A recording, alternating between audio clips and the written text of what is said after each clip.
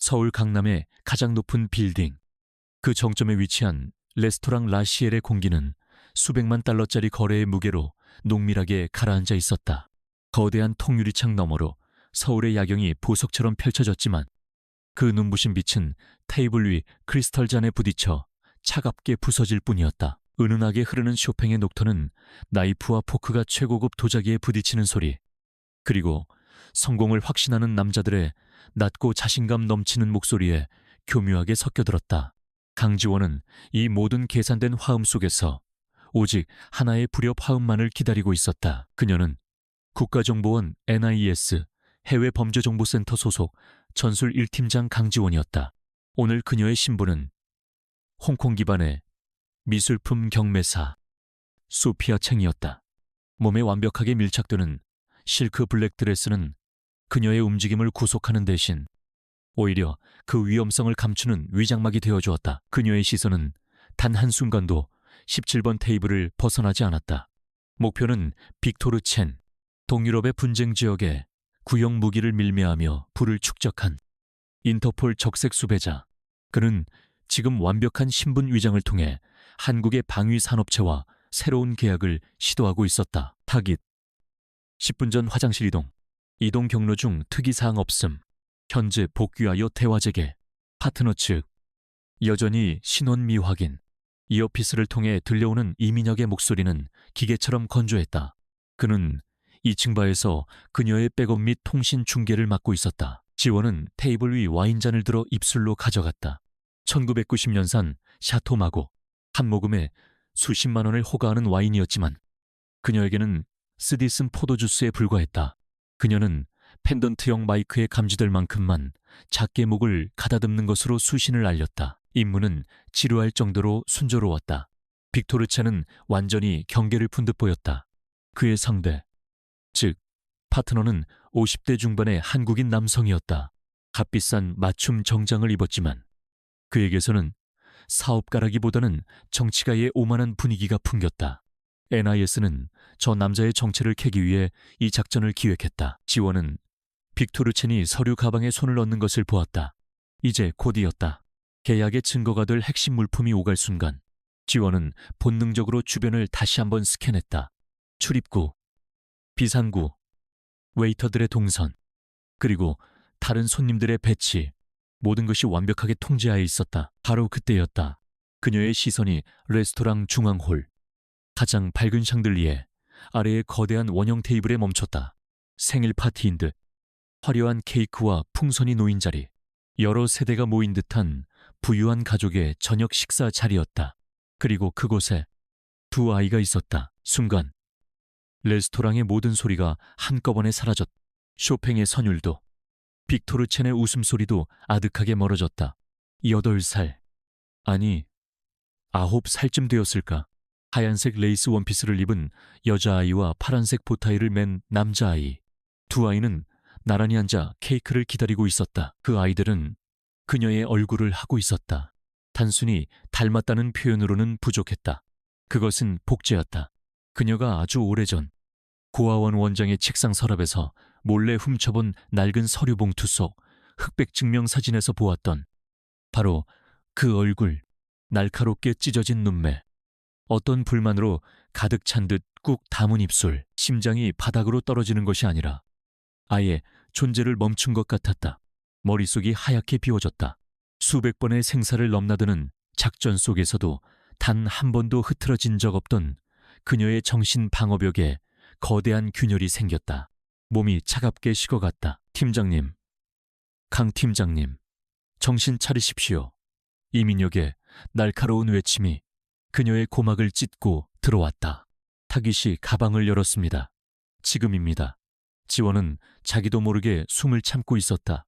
그녀는 폐부 깊은 곳에서부터 억지로 숨을 끌어올렸다. 그녀는 이를 악물었다. 아래 십술 안쪽에서 비릿한 피맛이 터져나왔다. 안 돼. 지금은 안 된다. 그녀는 강지원이었다. 국가정보원의 가장 날카로운 칼이었다. 그녀는 감정 따위에 휘둘리도록 훈련받지 않았다. 지원은 강제로 눈을 깜박여 초점을 되찾았다. 시선은 다시 17번 테이블로 향했다. 빅토르 첸이 검은색 소형 하드 드라이브를 꺼내 맞은편 남자에게 건네고 있었다. 남자는 만족스러운 미소를 지으며 그것을 받았다. 완벽한 증거였다. 촬영 개시. 17번 테이블 음성. 최대 증폭. 그녀의 목소리는 기적적으로 평소와 같았다. 강철처럼 차갑고 미동조차 없었다. 하지만 실크 드레스 아래로 그녀의 손톱이 허벅지 살을 깊게 파고들고 있었다.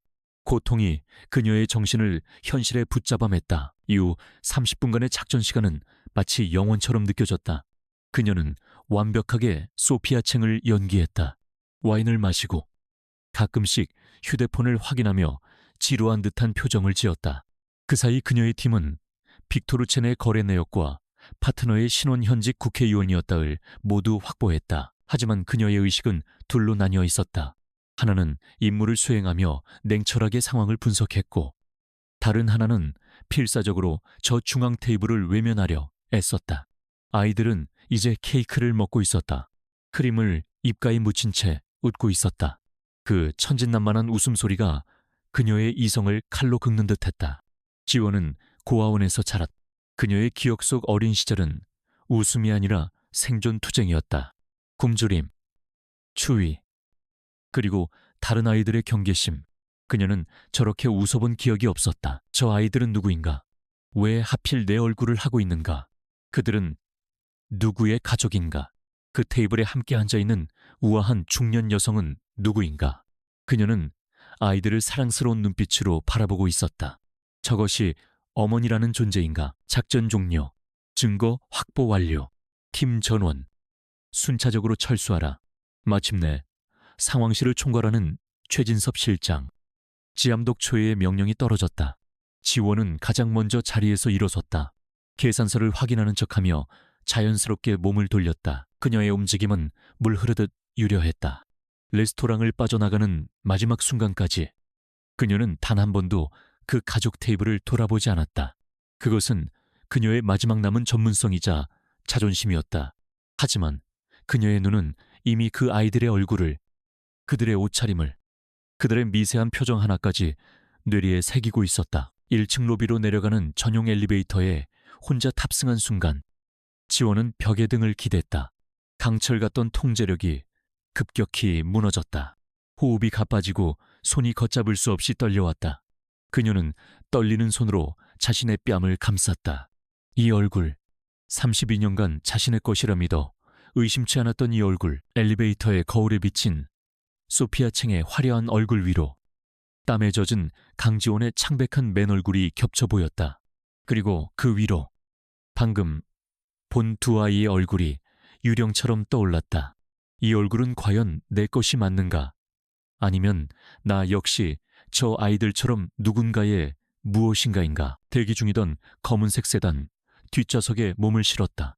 운전석의 요원이 그녀의 상태를 눈치챘지만 감히 말을 걸지 못했다. 본부로. 지원은 짧게 명령하고는 눈을 감았다. 차량이 부드럽게 미끄러지며 서울의 밤거리로 합류했다. 그녀는 머릿속으로 방금 본 광경을 수십 번이고 되감았다. 그 아이들은 단순한 닮은 꼴이 아니었다. 왼쪽 눈썹 위에 희미한 흉터. 그것은 그녀가 6살 때 고아원 철창에서 떨어져 생긴 상처였다. 어떻게 저 아이들에게도 똑같은 흉터가 있을 수 있는가? 그것은 유전될 수 있는 것이 아니다. 그것은 후천적인 상처다. 그렇다면 누군가 의도적으로 그 흉터까지 재현했다는 말인가? 섬뜩한 가설이 그녀의 등줄기를 타고 흘렀다. 이것은 우연이 아니다. 이것은 명백한 의도이며 누군가가 자신을 향해 보낸 메시지다. 본부, 지하 4층, 전술 1팀의 전용 상황실. 팀원들은 막 복귀하여 장비를 해제하고 있었다.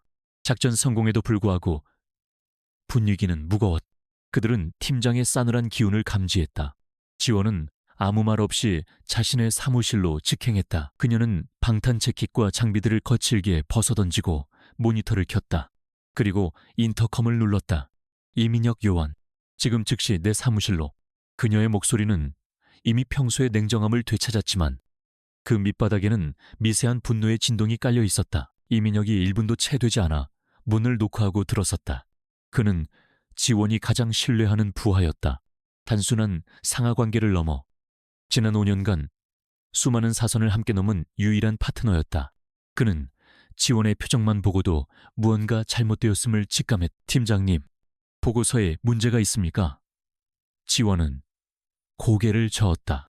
그녀는 오늘 라시엘의 모든 구역에서 촬영된 고화질 CCTV 원본 파일을 자신의 보안 드라이브로 옮겼다. 공식 보고용으로 편집된 파일 말고 이 원본을 가져가. 민혁은 말없이 파일을 자신의 암호화된 USB로 복사했다. 지원은 마우스 휠을 격렬하게 돌려 중앙 VIP 테이블의 영상을 찾아냈다. 그녀는 화면을 정지시키고 두 아이의 얼굴을 극도로 확대했다. 모니터 가득 채운 그 얼굴은 영락없는 강지원의 얼굴이었다. 민혁의 숨이 멎는 소리가 들렸다. 그는 모니터와 지원의 얼굴을 번갈아 쳐다보았다. 팀장님, 이건... 그는 말을 잇지 못했다. 지원은 그의 반응을 무시한 채 명령을 내렸다. 이 두 아이, 그리고 이 테이블에 동석한 모든 인물들, 신원 확인해. 그녀는 잠시 숨을 골랐다. 24시간 주겠다. 공식적인 절차는 밟지 마. 자네가 가진 모든 개인정보 라인과 비공식 정보원을 총동원해. 이 사무실 밖으로 단 한마디도 새어나가선 안 돼. 이것은 1급 기밀사항이다. 민혁은 침을 삼켰다. 알겠습니다. 하지만 팀장님, 이 아이들은 대체 타깃과 관련이 있는 겁니까? 지원은 천천히 고개를 돌려 그를 바라보았다. 그녀의 눈은 깊이를 알 수 없는 어두운 호수와 같았다. 아니, 타깃보다 더 중요해. 그녀는 잠시 망설이다가 말을 이었다. 이건 내 개인적인 일이다. 민혁아, 자네만 믿는다. 개인적인 일이라는 단어. 강지원의 입에서 그 말이 나온 순간 이민혁은 이것이 단순한 신원조회가 아님을 깨달았다. 이것은 그녀의 목숨 혹은 그 이상이 걸린 문제였다. 그는 더 이상 묻지 않고 거수 경례를 붙였다. 명령 수행하겠습니다. 민혁이 방을 나가고 사무실 문이 닫히는 소리가 유난히 크게 울렸다. 지원은 의자에 깊숙이 몸을 묻었다. 강철 같던 긴장이 풀리자 극심한 피로와 현기증이 몰려왔다. 그녀는 서랍을 열어 구겨진 사진 한 장을 꺼냈다. 고아원을 나오던 날 유일하게 챙긴 10살 때의 단체 사진이었다. 사진 속 다른 아이들과 어울리지 못하고 구석에 서 있는 소녀. 지원은 그 소녀의 얼굴과 모니터 속 두 아이의 얼굴을 번갈아 보았다. 모든 것이 거짓이었나? 부모에게 버려져 고아원에 맡겨졌다는 그녀의 유일한 과거. 그것이 그녀가 아는 진실의 전부였. NIS에 들어오면서 그 기록조차 봉인되었지만 그녀는 단 한 번도 그 진실을 의심해 본 적이 없었다. 하지만 오늘 밤 그 식당에서 본 두 아이는 그녀가 굳건히 디디고 서 있던 진실의 기반을 송두리째 무너뜨리고 있었다. 그 아이들은 누구이며 누가 무슨 목적으로 강지원의 얼굴을 복제해낸 것인가? 그리고 그 끝에는 무엇이 기다리고 있는가? 지원은 모니터 속 행복하게 웃고 있는 자신의 얼굴을 한 아이를 노려보았다. 그 천진한 미소 뒤에 숨겨진 거대하고 추악한 음모의 냄새를 맡을 수 있었다. 그녀의 모든 것이 무너져 내렸지만 동시에 새로운 목표가 생겨났다. 그 진실을 파헤쳐야 했다. 24시간은 지옥과도 같았다. 강지원은 자신의 사무실에서 단 한숨도 자지 못했다. 모니터에는 복잡한 암호화 알고리즘이 돌아가고 있었지만 그녀의 눈은 벽에 걸린 시계의 초침만을 쫓고 있었다. 정확히 24시간이 지났을 때 사무실 문을 노크하는 소리가 들렸다. 이민혁은 커피 2잔을 들고 들어왔다. 그의 얼굴은 밤샘 작업으로 지쳐 있었지만 그보다 더 짙은 좌절감이 어려 있었다. 그는 말없이 커피 한 잔을 지원의 책상 위에 놓고 자신의 암호화된 태블릿을 테이블 중앙에 밀어 넣었다. 결론부터 말씀드리겠습니다. 팀장님, 그 아이들 존재하지 않습니다. 민혁의 목소리는 낮게 가라앉아 있었다. 대한민국 국민 데이터베이스, 출입국 기록, 의료보험 기록, 학적 정보, 그 어디에도 일치하는 아동이 없습니다. 지문이나 안면인식 데이터베이스에도 없습니다. 유령입니다. 지원은 예상했다는 듯 눈을 감았다. 하지만 심장이 쿵하고 내려앉는 것은 막을 수 없었다. 동석했던 여자, 어머니로 추정되는 인물은 그녀의 목소리는 잠기지 않으려 애쓰는 듯 미세하게 갈라졌다. 김수진, 45세, 레스토랑 예약자 정보입니다. 하지만 그 이름, 주소, 연락처 모두 가짜였습니다. 레스토랑 CCTV는 저희가 요청했을 때 이미 그 시간대 특정 각도 영상이 손상되어 있었습니다. 주차장 출차 기록도 없습니다. 마치 처음부터 그곳에 없었던 사람들처럼 사라졌습니다. 이것은 단순한 신원 불명이 아니었다. 이것은 완벽하게 조율된 고도로 정교한 정보 은폐 작업이었다. 누군가가 엄청난 힘을 동원해 그들의 존재를 삭제한 것이다. 지원은 모니터 속 자신의 얼굴을 한 아이들의 웃음을 떠올렸다. 그 존재 자체가 하나의 거대한 거짓이었다. 알겠다. 수고했다. 이 요원. 지원은 태블릿을 자신 쪽으로 끌어당겼다. 이 시간부로 이건에 대한 공식적인 조사는 모두 중단한다. 자네의 모든 기록을 파기해. 이건 명령이다. 오늘 우리는 아무것도 찾아내지 못한 거야. 민혁은 놀란 눈으로 그녀를 바라보았다. 팀장님, 하지만 이건 더 이상 NIS가 감당할 수 있는 수준의 일이 아닐 수도 있어. 내가 물에 돌을 던졌고 가문이 잃었지. 이제 그들이 내가 누군지 알 때까지 기다릴 순 없어. 지원은 민혁을 바라보았다. 그의 눈에는 충성심과 걱정이 동시에 담겨 있었다. 자네까지 위험에 빠뜨릴 순 없네. 이건 이제 내 개인적인 문제야. 그녀는 그에게 나가보라는 손짓을 했다. 민혁은 망설였지만 결국 명령에 복종하며 무거운 발걸음으로 사무실을 나갔다. 혼자 남은 지원은 비로소 숨을 크게 내쉬었다. 그녀는 시스템을 신뢰하지 않았다. 자신이 15년간 몸담은 이 정보기관조차 믿을 수 없었다. 적이 누구인지, 얼마나 깊이 침투해 있는지 알 수 없었다. 그녀는 외부가 아닌 내부를 파고들어야 했다. 바로 자기 자신을. 그녀는 자리에서 일어나 사무실을 잠갔다. 그리고 자신의 컴퓨터에서 개인 보안 시스템을 가동시켰다. NIS 내부망이 아닌 완전히 분리된 가상 서버로 접속했다. 그녀는 자신의 봉인된 인사기록에 접근해야 했다. 요원이 자신의 과거 파일을 열람하는 것은 엄격히 금지되어 있었지만 지금은 규정을 따질 때가 아니었다. 그녀는 국정원 본부 지하 7층 특수기록 보관실로 향했다. 차가운 공기와 오래된 종이 냄새, 그리고 서버의 저주파 소음이 가득한 곳이었다. 그녀는 자신의 최고 등급 보안 카드로 1차 방화벽을 해제하고 홍채 인식과 정맥 인증을 통과했다. 강지원, 코드명 이지스, 열람 등급 알파. 그녀의 신상 정보가 모니터에 떠올랐다. 그녀는 본인 기록 열람 금지 프로토콜을 우회하기 위해 관리자 오버라이드 코드를 입력했다. 이 코드를 사용하는 순간 보안 시스템은 자동으로 최 실장에게 경고 알림을 보낼 것이다. 그녀에게 주어진 시간은 많지 않았다. 육중한 자동화 서가가 움직이며 그녀의 파일이 담긴 상자를 내밀었다. 먼지가 쌓인 봉인된 상자. 그녀는 그것을 들고 구석의 열람실로 들어갔다. 떨리는 손으로 봉인을 뜯었다. 상자 안에는 서류 몇 장이 전부였다. 그녀의 과거는 놀라울 정도로 얇았다. 그녀는 은혜 고아원 입소 기록을 펼쳤다. 199 X년 X월 X1 서울시경 순찰차에 의해 발견. 신원, 미상, 강지원으로 임시 명명. 익히 하는 내용이었다. 하지만 지금 다시 보는 서류는 어딘가 달랐다. 그녀는 서류를 형광등에 비춰보았다. 미세한 차이였다. 입소 날짜가 적힌 부분의 잉크 농도가 다른 글자들과 미묘하게 달랐다. 누군가 날짜를 수정했다.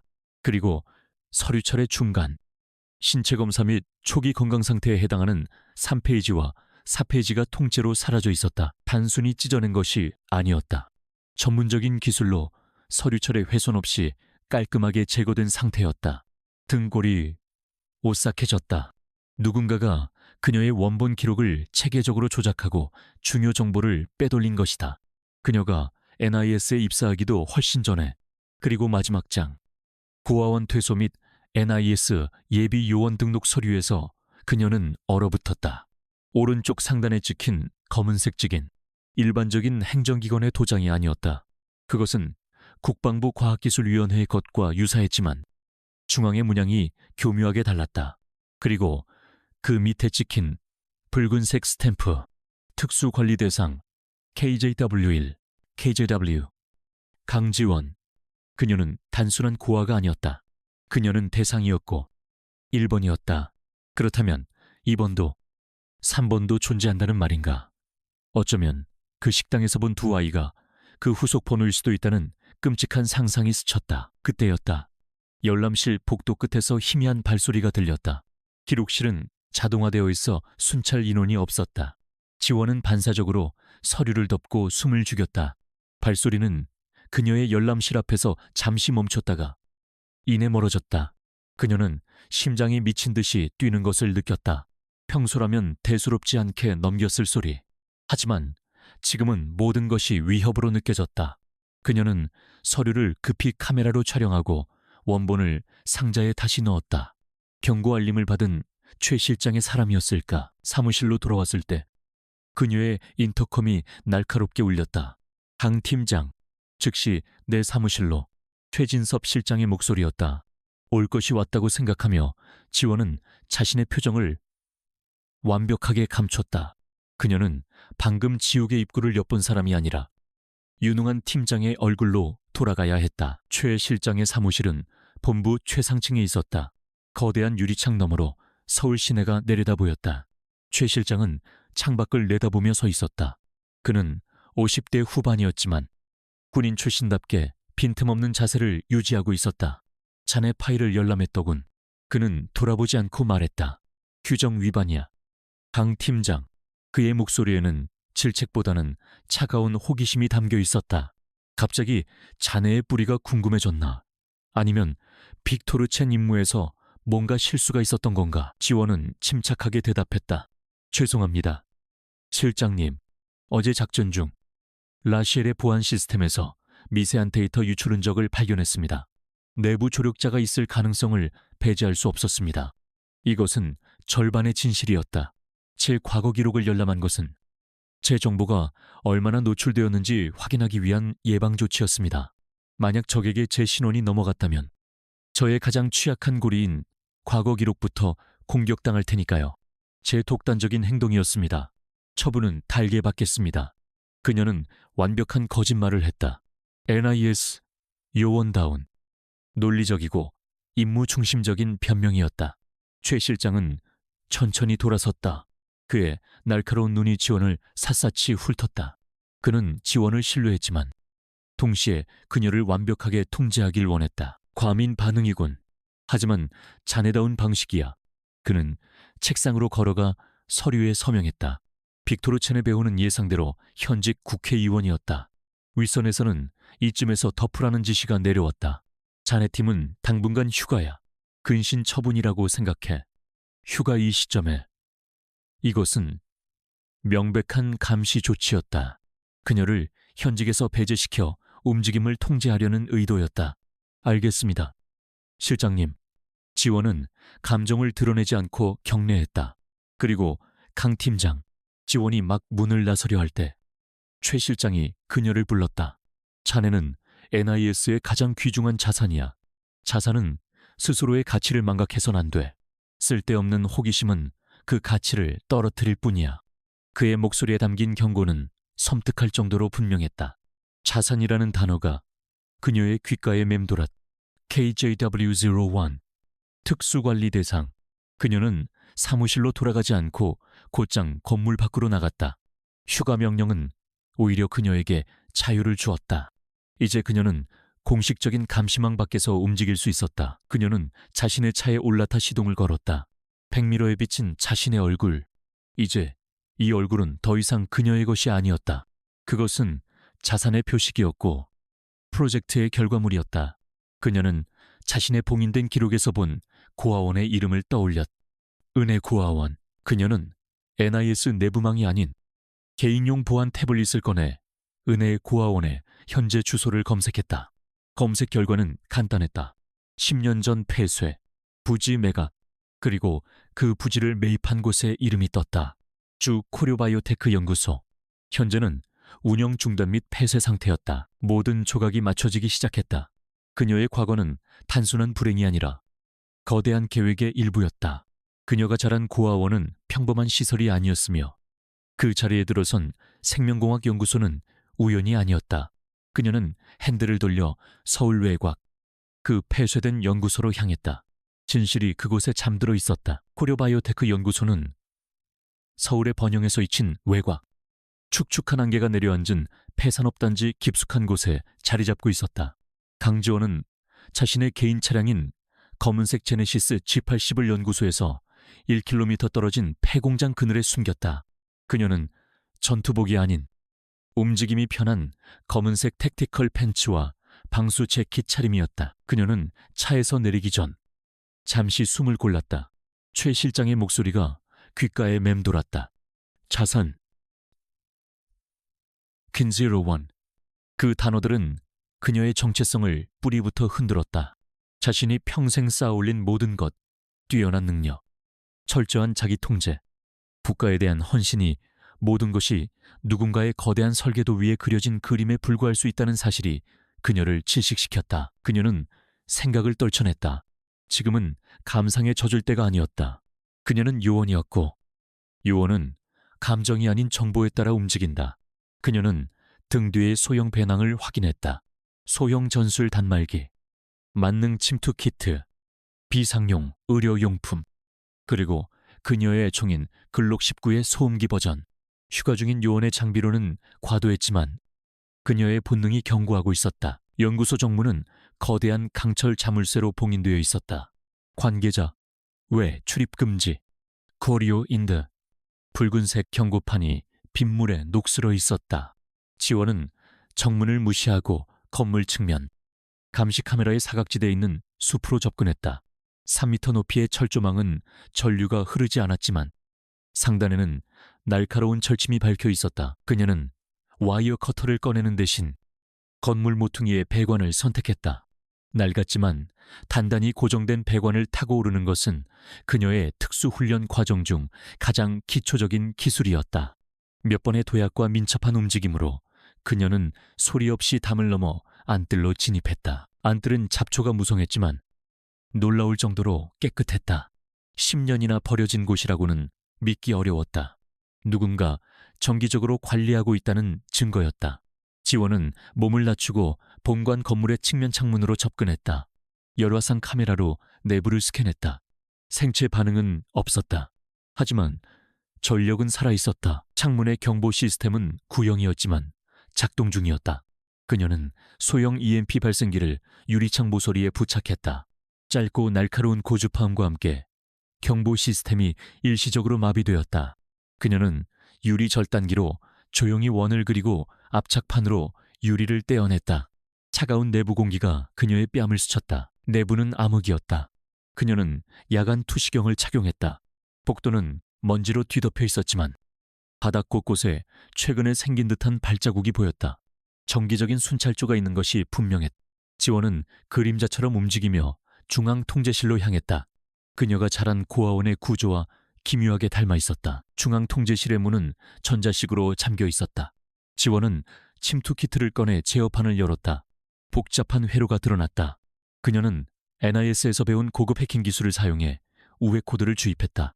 10년 된 보안 시스템은 그녀의 상대가 되지 못했다.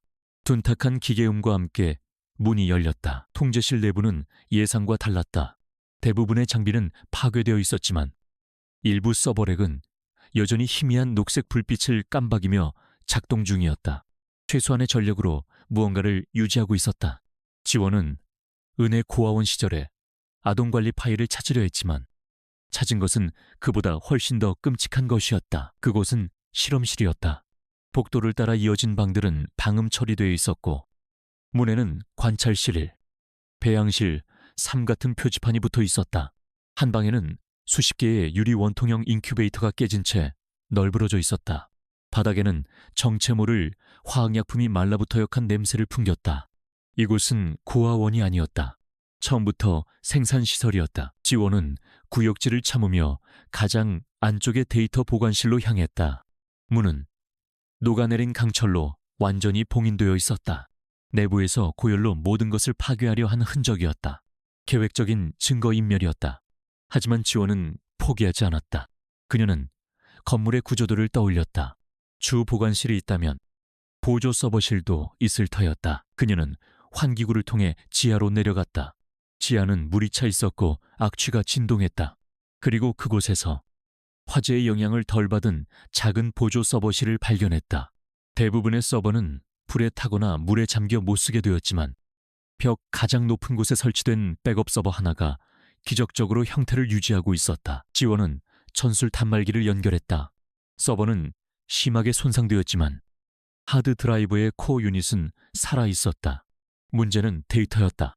군사 등급을 넘어선 그녀가 본 적 없는 수준의 다중 암호화가 걸려 있었다. 누가 이런 괴물 같은 시스템을 구축한 거지? 그녀는 혼잣말을 내뱉었다. 시간이 흘렀다. 밖은 이미 어두워지기 시작했다. 지원은 땀으로 흠뻑 젖었다. 그녀는 NIS의 모든 해독 알고리즘을 동원했다. 몇 시간의 사투 끝에 마침내 암호화의 가장 바깥층을 깨뜨리는 데 성공했다. 데이터가 폭포수처럼 쏟아지기 시작했다. 대부분은 손상되어 알아볼 수 없는 기호의 나열이었다. 하지만 그녀는 필사적으로 복구 가능한 파일 조각들을 조합했다. 그리고 마침내 하나의 단어를 찾아냈다. 프로젝트 기획안의 제목으로 보이는 단어. 프로젝트 키메라. 프로젝트 키메라. 그 단어를 보는 순간 머릿속에 모든 조각이 맞춰졌다. 키메라. 여러 동물의 유전자가 혼합된 신화 속 괴물. 유전공학. 인큐베이터. 그리고 자신의 얼굴을 한 두 아이. 이곳은 불법적인 인간 복제 혹은 그 이상의 끔찍한 실험을 자행하던 장소였다. KJW-01. 그녀는 자신의 코드명을 중얼거렸다.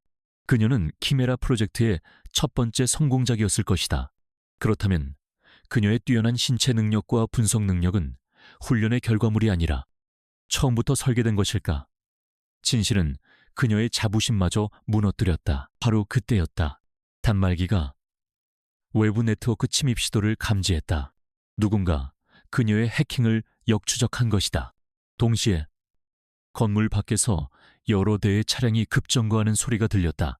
지원은 즉시 단말기를 서버에서 분리하고 데이터를 자신의 보안 드라이브로 옮겼다. 침입자 확인, 섹터 4, 생체 신호 하나, 암살조, 즉시 투입, 목표는 제거 및 데이터 회수, 야간 투시경의 음성 증폭 기능을 통해 외부에서 들려오는 무전 소리가 선명하게 잡혔다. 그들은 군대식 용어를 사용했다.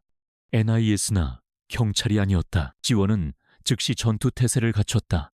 그녀는 지하 서버실의 강철문을 잠그고 유일한 출입구인 환기구를 바라보았다. 그러나 적들은 예상보다 빨랐다. 그들은 환기구가 아닌 서버실의 강화 콘크리트 벽을 폭파하기 시작했다. 소형 플라스틱 폭약이 터지는 둔탁한 폭음이 연달아 울렸다. 젠장. 지원은 욕설을 내뱉었다. 그들은 건물의 설계도를 완벽하게 파악하고 있었다. 그녀가 해킹을 시도한 순간부터 이미 위치가 노출된 것이다.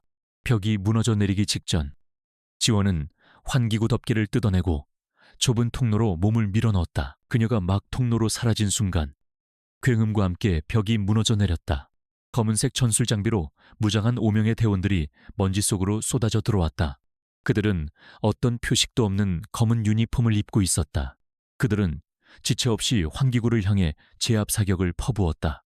총알이 금속 환기구를 찢으며 지원의 귓가를 스쳤다. 그녀는 필사적으로 기어갔다. 이곳은 그녀가 어린 시절 숨바꼭질을 하던 곳이었다. 아이러니하게도 그녀를 만든 장소가 이제 그녀의 탈출로가 되어주고 있었다. 그녀는 1층의 주방 쪽 환기구로 빠져나왔다. 하지만 적들은 이미 그녀의 동선을 예측하고 있었다. 복도 양 끝에서 2명의 대원이 동시에 나타나며 그녀에게 총구를 겨눴다. 지원은 망설임 없이 바닥으로 몸을 굴려 낡은 조리대 아래로 숨었다. 타깃 발견, 교전 시작. 무전 소리와 함께 총성이 울렸다. 총알이 스테인리스 조리대를 관통하며 불꽃을 튀겼다. 지원은 조리대를 방패 삼아 반격했다. 그녀의 글록 19가 소음기와 함께 퍽퍽하는 낮은 소리를 내며 적의 발을 묶었다. 그녀는 자신이 불리하다는 것을 알았다. 그들은 중무장했고 숫자가 많았다. 그녀는 여기서 죽을 수 없었다. 키메라의 진실을 알아내기 전까지는 그녀는 연막탄 하나를 복도 중앙으로 굴렸다. 짙은 연기가 순식간에 복도를 채웠다. 암살조는 당황하지 않고 즉시 열화상 투시경으로 전환했다. 하지만 지원은 그것까지 계산해 넣었다. 그녀는 연막이 터지기 직전 주방의 대형 냉장고 문을 열어젖혔다. 냉장고에서 쏟아져 나온 냉기가 연막과 뒤섞이며 일시적으로 열화상 시야를 교란시켰다. 그 찰나의 순간 지원은 조리대를 박차고 뛰쳐나왔다. 그녀는 적들에게 달려드는 대신 반대편 창문을 향해 전력 질주했다. 2명의 대원이 그녀를 향해 다시 총을 쏘았다. 총알 하나가 그녀의 왼쪽 어깨를 스쳤다. 살점이 찢어지는 고통이 밀려왔지만 그녀는 속도를 늦추지 않았다. 그녀는 10년 된 강화 유리를 온몸으로 들이받았다.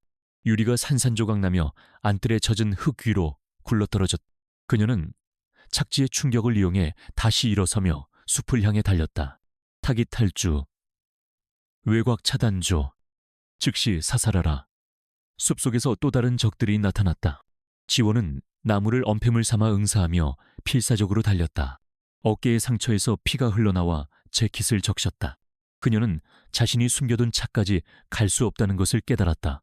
그녀는 방향을 틀어 강가로 향했다. 차가운 강물이 눈앞에 나타났을 때 그녀는 망설임 없이 몸을 던졌다.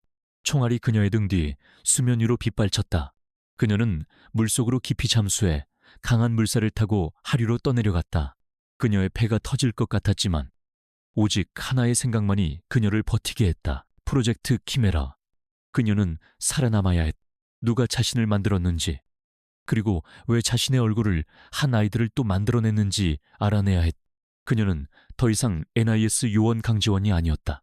그녀는 자신의 존재 이유를 찾는 이름 없는 괴물의 첫 번째 사냥감이었다. 차가운 강물이 폐를 찢는 듯한 고통과 함께 그녀를 무트로 토해냈다.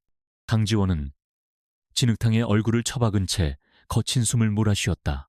전술 재킷은 물을 먹어 강철 갑옷처럼 무거웠고 총상을 입은 왼쪽 어깨에서는 끈적한 피가 차가운 강물과 뒤섞여 흘러내렸다. 그녀는 죽지 않았다.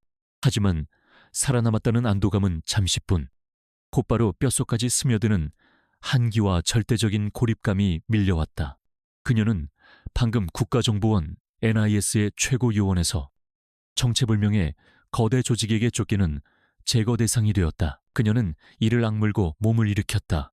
어깨의 통증이 머릿속을 하얗게 만들었지만 그녀의 훈련받은 육체는 고통을 무시하고 움직였다. 그녀는 더 이상 강지원이 아니었다.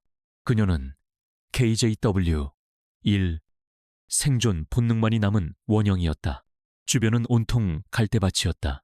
연구소에서 최소 5km는 떠내려온 듯했다. 추격자들의 탐조등 불빛이 멀리 상류 쪽에서 어른거렸다. 그들은 그녀가 살아있을 거라 확신하고 수색망을 좁혀올 것이다. 지원은 강변을 벗어나 어둠 속으로 스며들었다. 도심으로 향하는 큰 길은 피했다. 그녀는 서울의 그늘진 동맥인 하수도와 낡은 공업지대의 골목길을 이용했다. 모든 CCTV는 잠재적인 눈이었고 모든 행위는 잠재적인 목격자였다. 그녀는 유령이 되어야 했다. 몇 시간을 걸었을까? 그녀는 서울 서남부의 낡은 구역, 금천구의 한 다세대 주택 앞에 멈춰섰다. 그녀가 NIS에 등록하지 않은 지난 10년간 극비리에 유지해온 자신만의 은신처였. 아무도 모르는, 심지어 이민혁조차 모르는 그녀의 마지막 보루. 녹슨 철문을 열고 곰팡내 나는 지하 계단을 내려갔다. 그녀는 삼중으로 잠긴 방화문을 특수 제작된 키와 암호로 해제했다. 내부는 10평 남짓한 원룸이었지만 필요한 모든 것이 갖춰져 있었다. 위조 신분증, 약간의 현금과 무기, 그리고 고성능 의료 키트. 그녀는 피냄새를 풍기는 재킷을 벗어던졌다. 어깨의 상처는 생각보다 깊었다. 총알이 근육을 찢고 지나갔지만 다행히 뼈는 건드리지 않았다. 그녀는 거울 앞에 서서 의료용 스테이플러와 소독약, 지혈제를 꺼냈다. 그녀는 위스키 한 병을 따서 상처 부위에 거칠게 쏟아부었다. 살이 타들어가는 고통의 비명이 터져나왔지만 그녀는 입술을 깨물어 참았다. 그녀는 핀셋으로 상처 속의 이물질을 제거하고 떨리는 손으로 직접 상처를 봉합하기 시작했다. 철컥, 철컥 스테이플러가 살을 꿰매는 소리가 정적 속에서 유난히 크게 울렸다. 고통은 오히려 그녀의 정신을 맑게 했다. 자신이 괴물이든 인간이든 지금 살아있다는 감각이 선명해졌다. 치료를 마친 그녀는 낡은 티셔츠로 갈아입고 컴퓨터를 켰다. NIS 내부망이 아닌 토르 네트워크를 경유하는 완벽한 익명 서버였다. 그녀는 이민혁에게 연락해야 했다. 하지만 그를 위험에 빠뜨릴 수는 없었다. 그녀는 이민혁과 사전에 약속한 비상 연락망을 사용했다.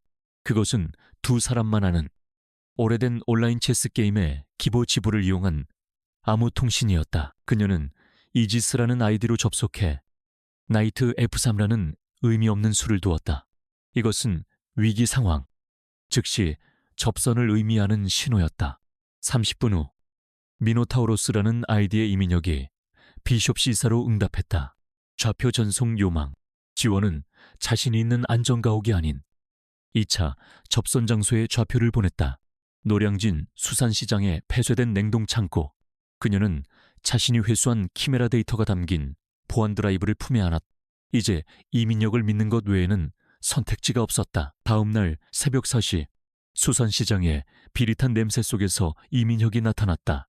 그는 지원의 초췌한 모습과 어깨의 붕대를 보고 경악을 금치 못했다. 팀장님, 대체 무슨 일이? 어제 연구소에서 시간 없어. 지원은 그의 말을 잘랐다. 자네, 지금 NIS에서 내 신분이 어떻게 되어 있나? 이민혁은 침을 삼켰다. 어젯밤 24시부로 무단이탈 처리되었습니다. 최 실장님이 직접 수색조를 편성했습니다. 사실상 체포조입니다. 팀장님을 잠재적 이적 행위자로 간주하고 있습니다. 역시 최 실장이었다. 그는 지원이 자신의 과거를 파헤치는 것을 눈치챈 순간 그녀를 제거하기로 마음먹은 것이다. 그 수색조, NIS 요원들이 아니었어. 그들은 전문 암살자들이었네. 지원은 이민혁에게 간밤에 겪은 일을 짧게 브리핑했다. 연구소, 불에 탄 서버, 그리고 키메라라는 단어. 이민혁의 얼굴이 하얗게 질렸다. 팀장님, 그게 사실이라면 저희는 지금 국가 전체, 아니 그보다 더 거대한 무언가를 상대하고 있는 겁니다. 알아. 그래서 자네에게 선택권을 주겠네. 지금 돌아서 이건 명령이야. 자네의 기록에서 나와의 접촉 사실을 지워. 이건 내가 혼자 감당해야 할 일이야. 이민혁은 잠시 지원을 멍하니 바라보았다. 그리고 그는 자신의 태블릿을 꺼내들었다. 지난 5년간 팀장님은 제 목숨을 3번 구해주셨습니다. 4번째라고 못할 거 없죠. 그는 지원을 배신할 생각이 추호도 없었다. 그 키메라 데이터라는 거 이리 주십시오. 분석해봐야겠습니다. 두 사람은 즉시 안전가옥으로 복귀했다. 지원은 경계를 서고 이민혁은 데이터 복구 작업을 시작했다. 지원이 가져온 드라이브의 데이터는 심하게 손상되고 조각나 있었다. 이건 단순한 파일이 아닙니다. 살아있는 유기체처럼 스스로를 파괴하고 변형시키는 데이터입니다.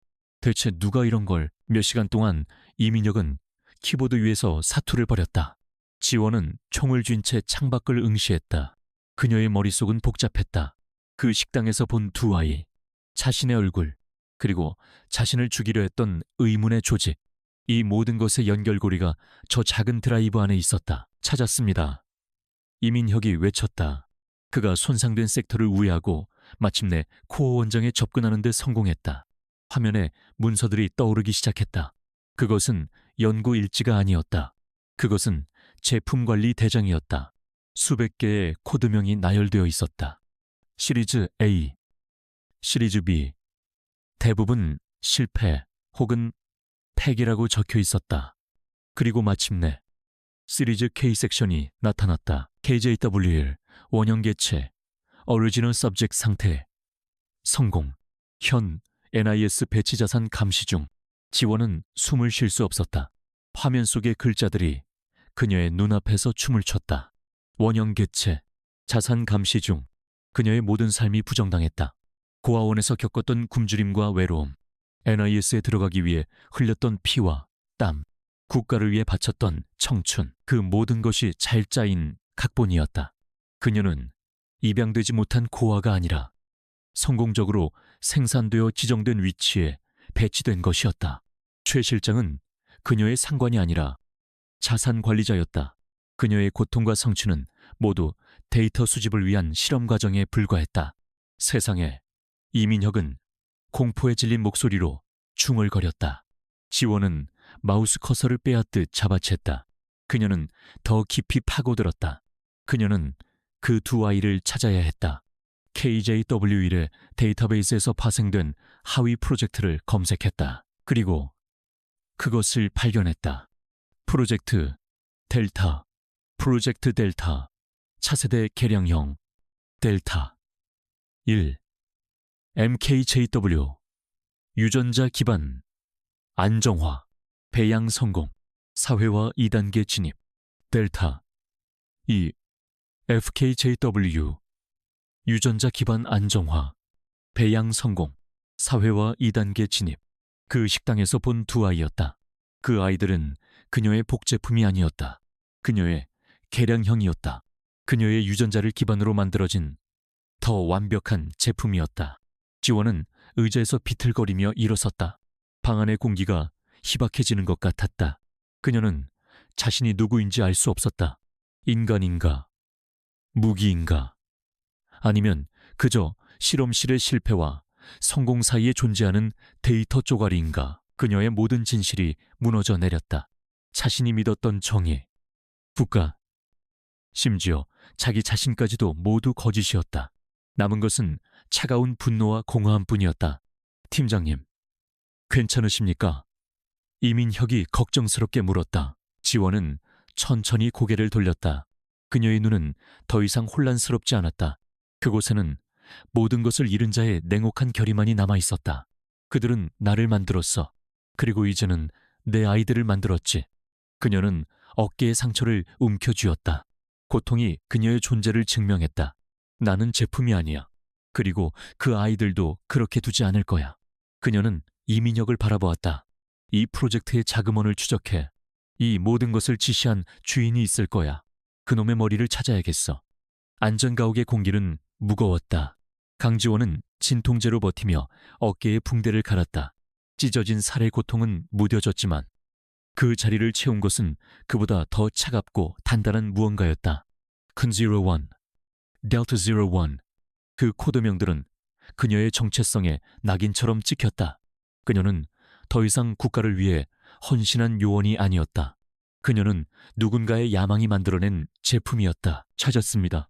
이민혁의 목소리가 정적을 깼다. 그는 밤새도록 수백만 줄의 코드를 분석했다. 그의 눈은 충혈되었지만 손가락은 정확하게 자금의 흐름도를 완성해냈다. 팀장님이 회수해온 데이터 조각과 대조했습니다. 프로젝트 키메라의 자금원. 정확히는 모든 자금을 세탁하고 공급한 최종 주인입니다. 지원은 그의 태블릿을 바라보았다. 화면 중앙에 뜬 이름. 그것은 암호명이나 위장단체의 이름이 아니었다. 너무나도 선명하고 너무나도 거대해서 오히려 비현실적인 이름이었다. 고려산업 커리어 인더스트리스. 그녀는 숨을 멈췄다. 고려산업은 단순한 기업이 아니었다. 그것은 대한민국의 상징이었다. 반도체, 생명공학, 그리고 방위산업까지 국가경제의 심장이자 기술력의 자부심. 그녀가 소속된 NIS의 최첨단 장비 대부분이 고려산업의 자회사에서 납품된 것들이었다. 적은 외부에 있는 것이 아니라 시스템 그 자체에 거머리처럼 달라붙어 있었다. 그리고 이 사람입니다. 이민혁이 다음 화면을 띄웠다. 고려산업을 이끄는 총수 윤태준 회장. 화면 속 윤태준은 온화한 미소를 짓고 있었다. 고아원에 거액을 기부하고 난치병 아동들을 끌어안고 사진을 찍는 국민적 영웅. 그의 자선재단은 한국 사회의 빛과 소금으로 칭송받고 있었다. 지원은 그 위선적인 미소에서라 시엘 레스토랑에서 본 두 아이의 얼굴을 떠올렸다. 그 아이들은 윤태준의 자손이 아니라 그의 가장 추악한 야망의 결과물이었다. 그는 한 손으로는 아이들을 구원하는 척하며 다른 한 손으로는 실험실에서 아이들을 생산하고 있었다. 모든 진실이 역겹게 뒤엉켰다. 그는 괴물이야. 지원이 낮게 읊조렸다. 그는 신이라도 되려는 거겠지. 자신의 유전자로, 아니, 내 유전자로 완벽한 인간을 만들어내려 하고 있어. 그녀는 주먹을 쥐었다. 손톱이 손바닥을 파고들었다. 그녀는 자신이 그 괴물의 첫 번째 성공작이라는 사실을 받아들여야 했다. 팀장님, 윤태주는 단순한 재벌 총수가 아닙니다. 그는 사실상 국가안보와 경제정책에 막대한 영향력을 행사하는 인물입니다. 청와대와 국방부, 그리고 NIS 내부에도 그의 사람들이 있습니다. 이민혁의 목소리에는 경고가 담겨 있었다. 최 실장 역시 그의 하수인이었을 겁니다. 이제 모든 것이 명확해졌다. 최 실장이 자신을 자산이라 부른 이유, 그녀의 과거 기록이 조작되고 봉인된 이유, 그녀가 NIS에 배치된 이유, 그녀는 윤태준이 심어놓은 가장 완벽한 스파이였을지도 모른다. 그녀 자신도 모르는 사이에, 하지만 원영이 너무 똑똑해져서 통제를 벗어나기 시작한 것이다. 그를 만나야겠어. 지원이 결심한 듯 말했다. 그의 입으로 직접 들어야겠어. 왜 나였는지, 그리고 그 아이들은 어디에 있는지. 이민혁은 경악했다. 팀장님, 그건 자살행위입니다. 고려산업 본사 빌딩은 NIS 본부보다 더 철저한 요새입니다. 윤태주는 그림자 경호팀 외에는 아무도 접근할 수 없습니다. 공식적인 접근은 불가능하겠지. 지원은 자신의 상처를 내려다보았다. 하지만 그도 결국 인간이야. 대중 앞에 모습을 드러내야 하는 순간이 있겠지. 그녀는 이민혁에게 명령했다. 그의 공개 일정을 전부 확인해. 가장 허술한 지점을 찾아. 이민혁은 필사적으로 데이터를 검색했다. 윤태준의 일정은 분 단위로 짜여 있었고 대부분 비공개 회의 아니면 철저히 통제된 장소에서의 연설뿐이었다. 찾았습니다. 내일 저녁 8시 고려산업 본사타워 101층 스카이 라운지에서 고려재단 자선 갈라가 열립니다. VVIP 200명만 초청된 비공개 행사입니다. 이민혁은 보안 시스템 도면을 띄웠다. 최악입니다. 안면 인식, 동작 감지, 센서, 음성 인식까지. 게다가 초청자 명단은 이미 확정되어 DNA 정보까지 등록된 상태입니다. 저희가 비집고 들어갈 틈이 없습니다. 지원은 도면을 노려보았다. 그녀의 눈이 한 곳에 멈췄다. 케이터링 업체, 그리고 오케스트라. 그녀가 지적했다. 이런 대규모 행사에선 외부 인력이 투입될 수밖에 없어. 그쪽을 파고든다. 하지만 팀장님, 신원 조회를 통과할 수 없습니다. 팀장님의 얼굴은 이미 NIS 수배 명단에 올랐을 겁니다. 최 실장이 손을 썼겠죠. 그럼 다른 얼굴이 되면 돼. 지원은 안전가옥에 숨겨진 벽장을 열었다. 그곳에는 그녀가 소피아 챙이나 강지원이 아닌 제3의 인물이 되기 위한 도구들이 있었다. 특수 분장, 키트, 가발, 그리고 음성 변조기. 나는 더 이상 강지원이 아니야. 나는 KJW1, 존재하지 않는 유령이다. 다음 24시간 동안 지원은 다시 태어났. 그녀는 어깨의 상처를 특수 제작된 실리콘 피부로 덮어 완벽하게 위장했다. 머리카락을 짧게 자르고 짙은 갈색으로 염색했다. 정교한 분장으로 광대뼈의 윤곽을 미세하게 바꾸고 특수 콘택트 렌즈로 홍채의 색깔을 바꿨다. 그녀는 더 이상 날카로운 전술 요원이 아니었다. 그녀는 싱가포르에서 온 냉소적이고 오만한 성격의 아트딜러 제스민 탄이 되었다. 이민혁은 해킹을 통해 행사장에 초청되었으나 갑작스러운 사고로 불참하게 된 해외 투자자 한 명의 데이터를 빼돌려 그 자리에 제스민 탄의 위조된 정보를 밀어넣었다. 행사 당일 밤 고려산업타워는 그 자체로 하나의 거대한 권력이었다.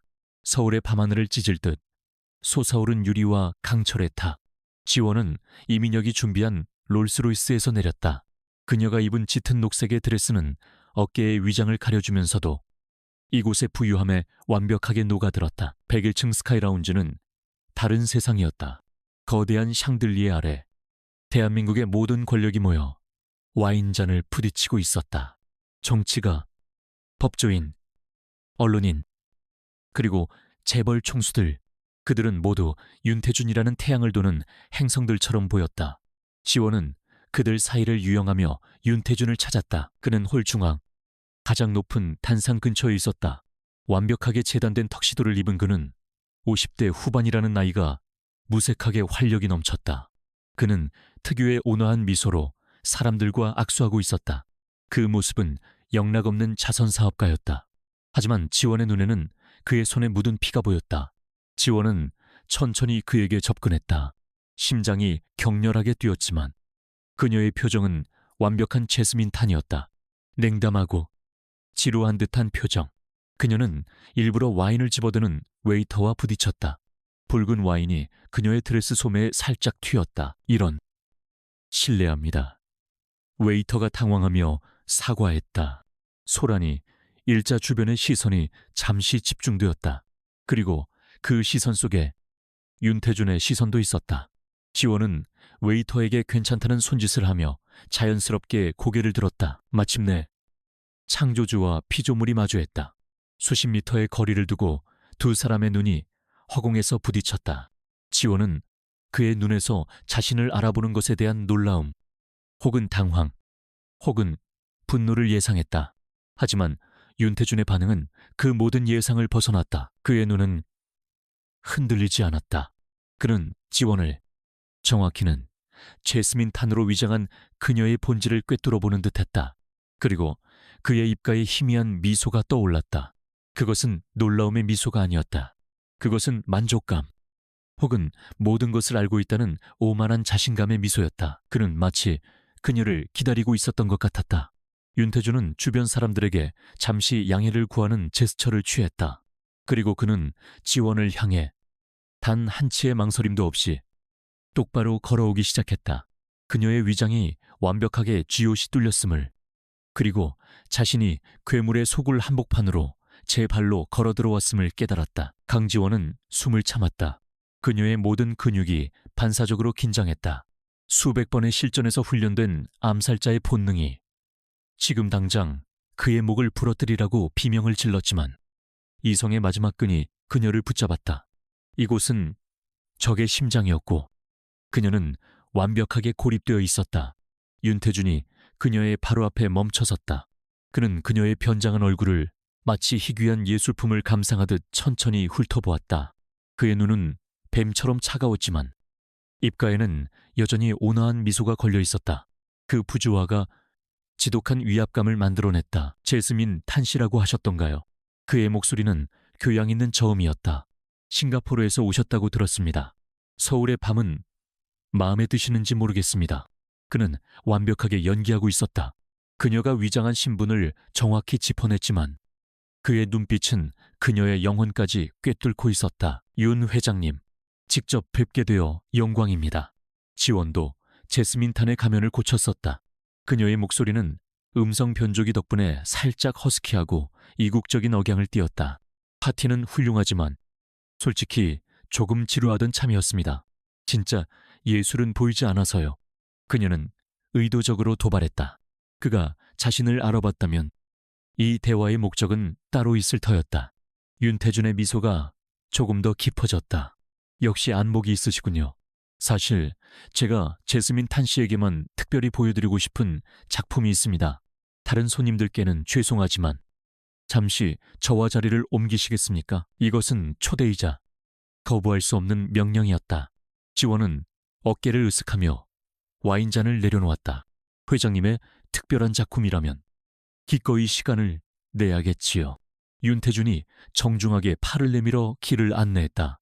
지원이 그의 반보디를 따르자 그림자처럼 움직이던 두 명의 경호원이 불과 몇 미터의 거리를 두고 그들의 뒤를 따랐다. 그들은 화려한 연회장을 가로질러 아무런 표식도 없는 전용 엘리베이터로 향했다. 엘리베이터는 101층에서 멈추지 않고 더 위로 올라갔다. 펜터스라는 표시등이 켜졌다. 문이 열리자 그곳은 사무실이라기보다는 거대한 통제센터에 가까웠다. 사방이 통유리로 되어 있어 서울의 모든 야경이 문자 그대로 그의 발 아래 펼쳐져 있었다. 권력의 정점이었다. 방 안에는 값비싼 가구 대신 거대한 모니터들과 데이터 서버들만이 차가운 빛을 내뿜고 있었다. 환영하네. KGW01. 윤태준이 마침내 본색을 드러냈다. 그는 사무실 중앙의 의자에 앉으며 경호원들에게 손짓으로 물러가게 했다. 방 안에 두 사람만 남게 되자 공기가 급격히 냉각되었다. 강지로원, 그가 32년간 자신의 이름이라 믿었던 강지원이 아닌 그 코드명으로 그녀를 불렀다. 그렇게 부르지 마. 지원의 목소리에서 제스민 탄의 억양이 사라졌다. 찾아올 줄 알았네. 윤태주는 놀라기는커녕 오히려 만족스러운 표정이었다. 솔직히 말하면 조금 실망할 뻔했어. 내 최고의 작품이 고작연구소 하나를 침입하고 도망치는 수준에서 그쳤다면 말이야. 여기까지 찾아온 걸 보니 자네는 내 기대를 저버리지 않았군. 그의 오만함의 지원은 피가 거꾸로 솟는 것을 느꼈다. 작품. 내가 당신의 장난감인가? 장난감 아니지. 윤태주는 자리에서 일어나 그녀에게 다가왔다. 그는 마치 아끼는 말을 쓰다듬듯 그녀의 어깨를 치료했지만 지원이 날카로운 눈빛으로 저지하자 흥미롭다는 듯 손을 거두었다. 자네는 인류의 미래야. 불필요한 감정, 예측, 불가능한 변덕, 유약한 육체, 그런 결함들을 제거한 첫 번째 성공작이지. 강지원, 자네는 완벽한 도구이자 완벽한 무기야. 내가 그렇게 설계했으니까. 그는 창밖을 가리켰다. 저 아래를 봐. 수천만 명의 결함투성이들이 아등바등 살아가고 있지. 그들은 자신들이 자유의지로 선택한다고 믿지만 사실은 그저 본능과 감정에 휘둘리는 꼭두각시에 불과해. 나는 그 혼돈을 바로잡고 싶었을 뿐이야. 완벽한 질서를 만들고 싶었지. 지원은 그의 광기 어린 신념에 몸소리를 쳤다. 그래서 아이들을 생산했나? 내 얼굴을 한 그 아이들을. 그녀의 목소리가 분노로 떨렸다. 그 아이들은 어디에 있지? 그 질문에 윤태준의 표정이 처음으로 차가워졌다. 그는 그녀의 분노를 이해할 수 없다는 듯 고개를 저었다. 아, 감정 1호군. 역시 KJW. 일은 아직 오염이 덜 식혔어. 그건 실패 요인이야. 자네의 그 예측 불가능한 정의감과 분노. 그것 때문에 최 실장이 자네를 폐기 처분하려 했던 걸세. 그는 다시 미소를 지었다. 물론 나는 반대했지. 자네는 귀중한 원형이니까. 그는 말을 이었다. 그 아이들, 델타들은 달라. 자네의 유전자를 기반으로 했지만 그 감정적 결함을 완벽하게 제거했지. 그들은 순수하고 효율적이며 완벽하게 통제 가능해. 그들은 내 자식들이야. 자네는 그저 그들을 낳기 위한 모체였을 뿐이고. 지원의 눈앞이 캄캄해졌다. 그녀의 존재 이유가 다시 한번 무너져 내렸다. 그녀는 단지 다음 세대를 만들기 위한 징검다리, 실험용 템플릿에 불과했다. 그녀가 가졌던 모든 고뇌와 결의는 그저 결함이자 오염일 뿐이었다. 이제 어쩔 텐가. 강지원, 윤태준이 그녀의 턱을 들어 올리려 했지만 지원은 그의 손을 거칠게 쳐냈다. 나를 죽일 셈인가? 여기서 고려산업의 심장부에서 원형을 폐기 처분하겠다고 그녀는 일부러 그를 도발했다. 그에게는 아직 자신에게 원하는 것이 있을 터였다. 윤태주는 껄껄 웃었다. 죽이다니. 천만에. 나는 자네에게 집으로 돌아올 기회를 주려는 거야. 그는 책상 위에 인터컴을 눌렀다. 내 자식들이 어떤 환경에서 교육받고 있는지 보여주지. 벽면에 거대한 모니터 하나가 켜졌다. 그곳은 병실이 아니었다. 완벽한 자연 환경을 재현해 놓은 거대한 유리돔이었다. 푸른 잔디밭, 작은 시냇물, 그리고 인공태양. 그 안에서 하준이와 하은이, 그녀의 얼굴을 한 두 아이가 흰색 가운을 입은 교사와 함께 책을 읽고 있었다. 아이들의 표정은 무표정했다. 그들은 웃지도 울지도 않았다. 마치 잘 만들어진 인형처럼 교사의 말에 정확하게 반응하고 고개를 끄덕일 뿐이었다. 지원은 라시엘에서 본 크림을 묻히고 천진하게 웃던 아이들의 모습을 떠올렸. 그 짧은 순간에 인간성마저 이 괴물에게 박탈당한 것이다. 저 아이들은 행복해. 윤태준이 속삭였다. 고통도, 슬픔도, 분노도 모르지. 오직 지식과 효율만이 존재할 뿐이야. 완벽한 세상이지. 안 그런가? 당신은 악마야. 지원이 억눌린 목소리로 말했다. 악마 아니. 나는 신이야.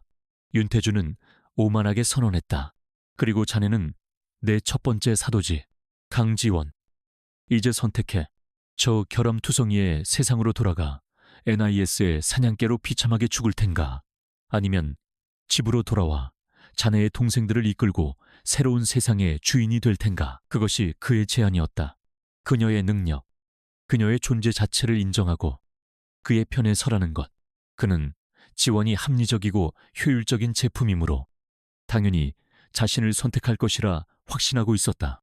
그는 그녀의 감정적 결함이 이미 제거되었거나 제거될 수 있다고 믿었다. 지원은 혼란스러웠다.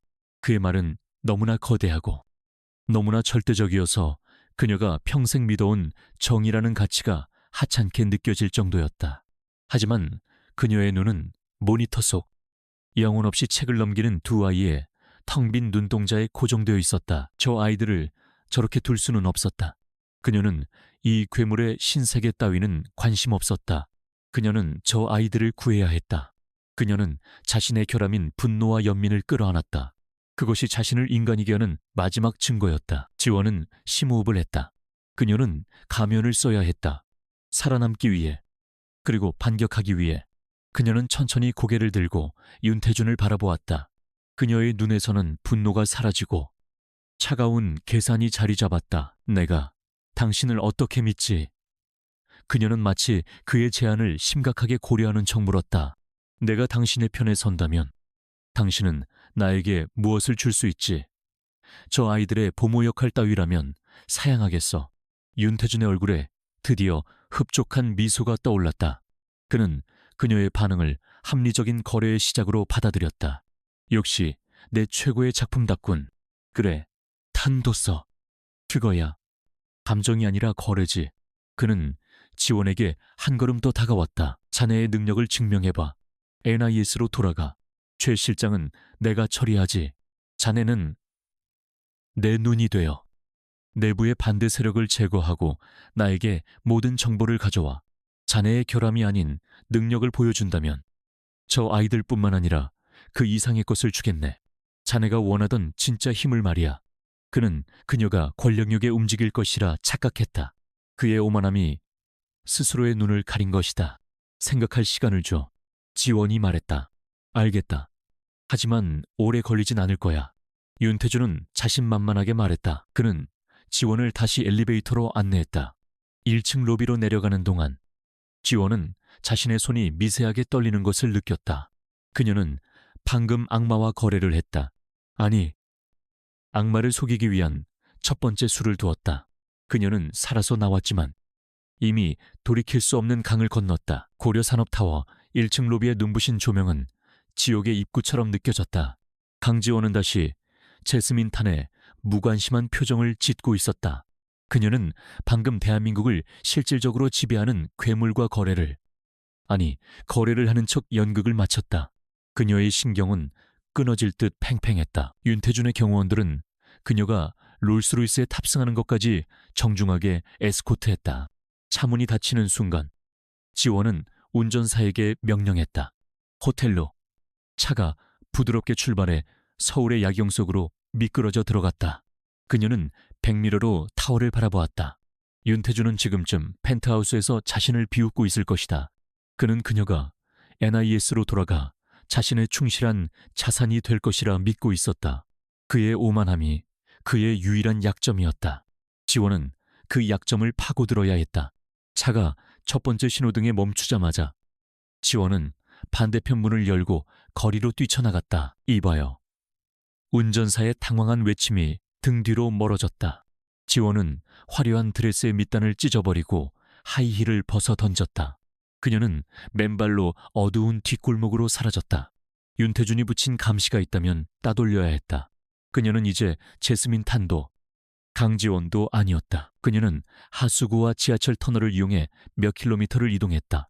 완벽하게 추적을 따돌렸다고 확신했을 때 그녀는 이민혁과의 두 번째 비상접선 장소인 마포의 한패 인쇄소로 향했다.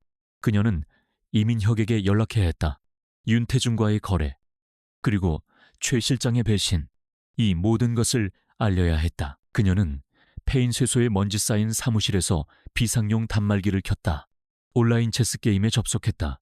이지스가 로그인하자 미노타우로스는 이미 접속해 있었다. 하지만 무언가 이상했다.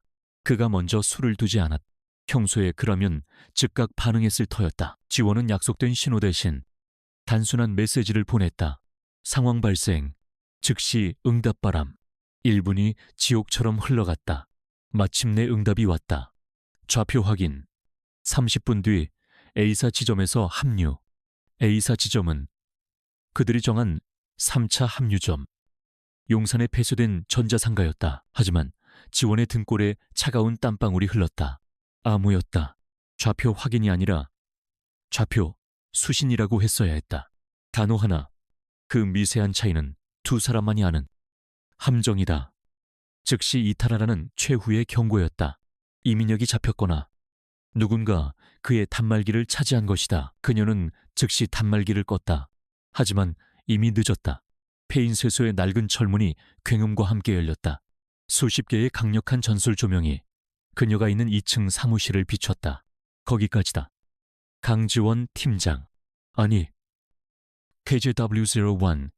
익숙하지만 지금은 지독하게 낯선 목소리가 어둠 속에서 울렸다. 지원은 창가로 몸을 날렸지만 이미 건물은 완벽하게 포위된 상태였다. 조명 속에서 한 남자가 천천히 계단을 올라왔다. 흠잡을 데 없는 양복 차림. 그녀가 지난 10년간 상관으로 모셨던 남자, 최진섭 실장이었다. 실망이군. 강 팀장, 내 최고의 자산이 이렇게 빨리 망가질 줄이야. 그의 뒤로 NIS의 전술 1팀. 바로 어제까지 지원의 지휘를 받던 그녀의 부하들이 총구를 겨누고 있었다. 그들의 얼굴에는 혼란과 당혹감이 서려 있었다. 실장님, 이게 무슨 짓입니까? 지원은 시간을 벌기 위해 대화를 시도하며 등 뒤로 소형 EMP 장치를 준비했다. 무슨 짓이냐고? 최 실장은 차갑게 웃었다. 네가 감히 주인의 정원을 파헤쳤기 때문이지. 난 널 단순한 요원으로 키우지 않았어. 넌 윤 회장님의 가장 위대한 프로젝트를 보호하기 위한 방패이자 칼이었지. 그런데 감히 네 주제를 망각했어. 그의 입에서 나온 윤 회장님이라는 단어는 모든 것을 확인시켜 주었다. 그는 처음부터 윤태준의 사람이었다. 그녀의 고아원 시절부터 NIS에서의 성장까지 모든 것이 최 실장의 관리하에 이루어진 자산 육성 과정이었다. 그녀는 평생을 감시당하며 살아온 것이다. 이민혁은 어디 있죠? 지원이 물었다. 그녀의 목소리는 분노로 떨렸다. 그 똑똑한 해커 녀석 말인가? 지금쯤이면 본부 지하 신문실에서 네가 저지른 반역 행위에 대해 자백하고 있겠지. 최 실장이 서류를 내던졌다. 지원의 사진 위에 반역 및 국가기밀 유출이라는 붉은 도장이 찍혀 있었다. 넌 국가기밀인 키메라 연구소를 불법 침입하고 데이터를 탈취했다. 그리고 그 정보를 들고 적성 세력 윤태준을 의미하는 것이리라고 접촉하려 했지. 모든 증거는 차고 넘쳐. 넌 이제 NIS의 수배자다. 강지원. 그는 그녀의 모든 행동을 교묘하게 왜곡하여 그녀에게 반역의 덫을 씌웠다. 지원은 이를 악물었다.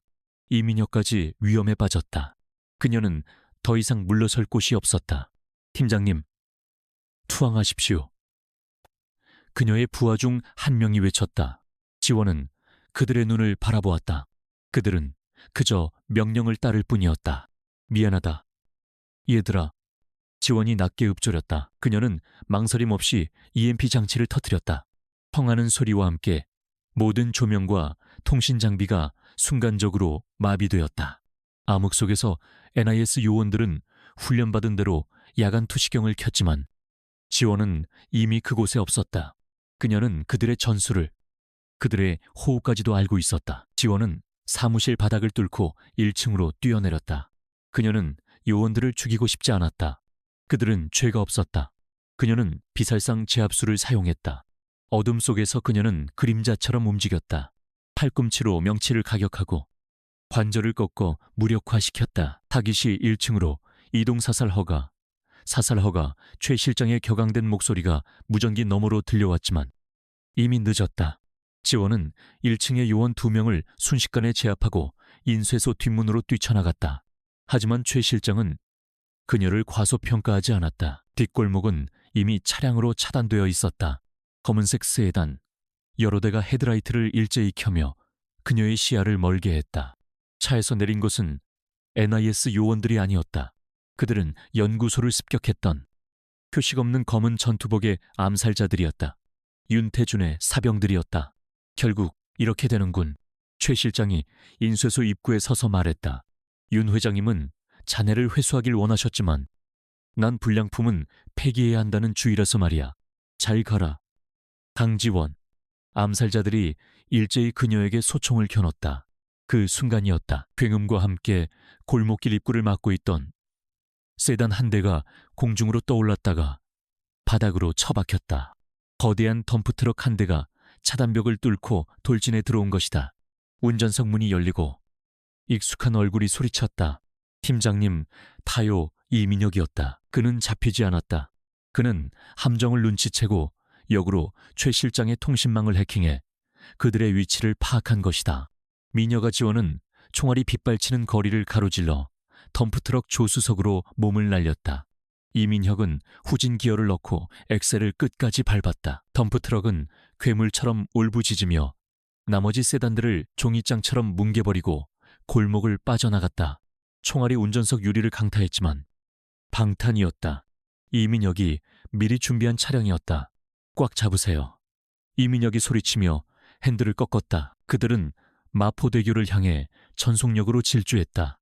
뒤에서는 최 실장의 차량과 암살자들의 차량이 맹렬하게 추격해왔다. 서울 한복판에서 목숨을 건 추격전이 시작되었다. 이민혁, 어떻게 된 거야? 지원이 숨을 몰아쉬며 물었다. 실장님의 함정이었습니다. 팀장님이 체스 메시지를 보낸 순간 제 위치도 노출됐습니다. 하지만 전 이미 안전가옥을 빠져나온 뒤였죠. 그들은 빈집을 덮친 겁니다. 이민혁은 백미러로 추격 차량을 확인하며 말했다.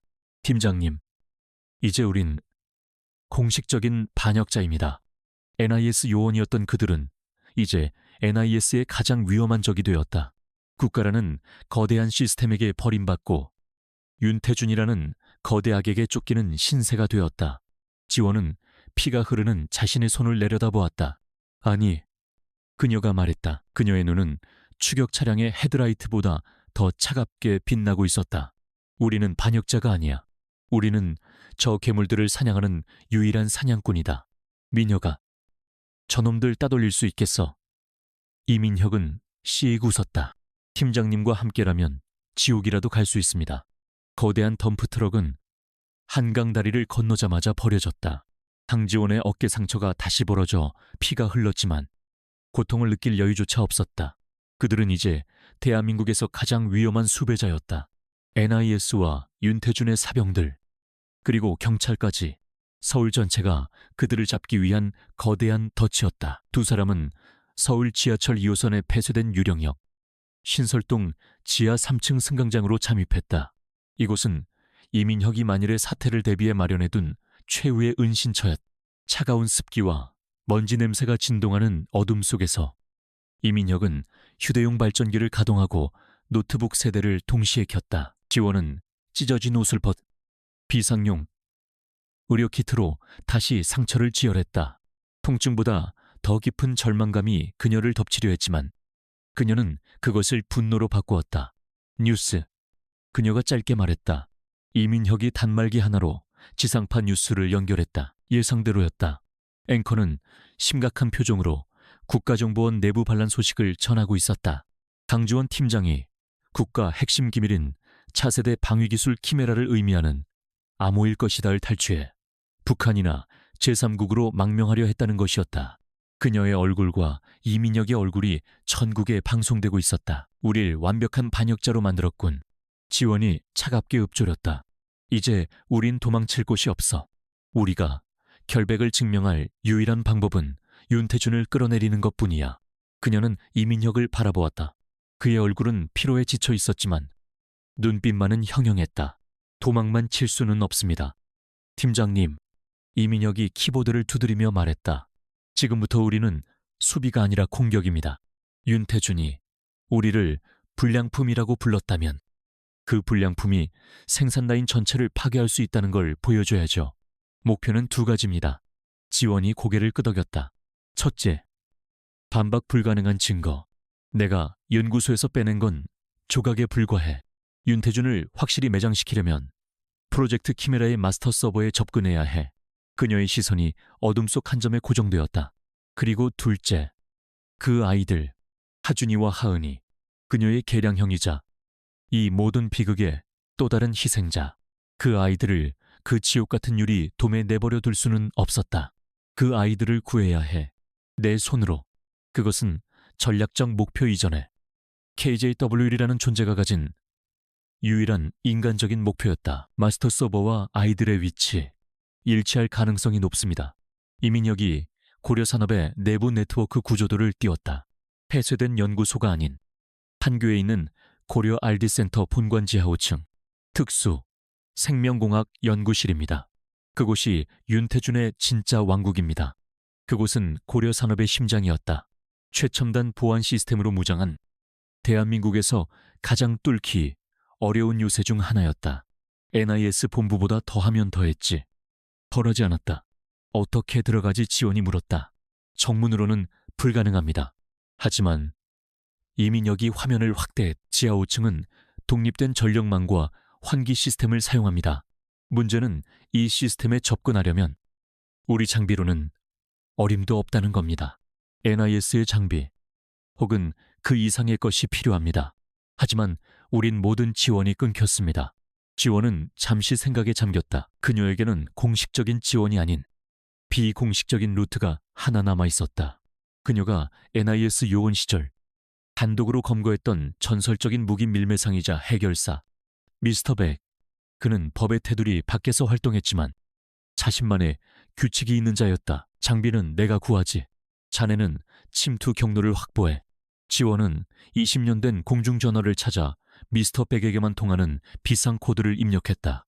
1시간 뒤 두 사람은 용산의 한 고물상으로 위장한 비밀 아지트에서 미스터 백과 마주섰. 미스터 백은 의족을 짚고 서서 한쪽 눈으로 지원을 훑어보았다. 강지원 팀장, 온 나라가 당신을 찾고 있는데 제발로 호랑이 굴에 들어오다니. 날 체포해서 공이라도 세우시려고. 그의 목소리는 쇠소리 같았. 난 더 이상 NIS 소속이 아니야. 지원이 자신의 어깨 상처를 가리켰다. 난 지금 NIS와 고려산업 양쪽에게 쫓기고 있어. 당신이 그토록 싫어하는 시스템에게 말이지. 미스터 백의 눈이 가늘어졌다. 흥미롭군. 그래서 내가 왜 당신을 도와야 하지? 윤태준을 잡을 거야. 지원이 직설적으로 말했다. 당신이 지난 10년간 그토록 뚫으려 했던 고려산업의 방위산업비리, 그 핵심 데이터를 내가 가져다 주지. 대신 지금 당장 최신 침투 장비가 필요해. 그녀는 목숨을 건 도박을 했다. 미스터 백은 지원을 몇 초간 뚫어지게 바라보았다. 그는 지원의 눈에서 거짓이 아닌 모든 것을 잃은 자의 도끼를 읽었다. 좋아. 악마를 잡겠다는데 기꺼이 지옥으로 가는 무기는 빌려줘야지. 그는 창고문을 열었다. 그곳에는 NIS에서도 보기 힘든 최신의 장비들이 가득했다. 야간 투시경, 전파, 교란기, 소형 플라즈마 절단기, 그리고 비살상용 고압 충격탄까지. 지원과 이민혁은 필요한 모든 것을 챙겼다. 이 은혜는 잊지 않겠어? 미스터 백이 의족을 두드리며 말했다. 윤태준의 목을 가져와. 그럼 빚은 청산된 거로 하지. 다시 지하철 은신처.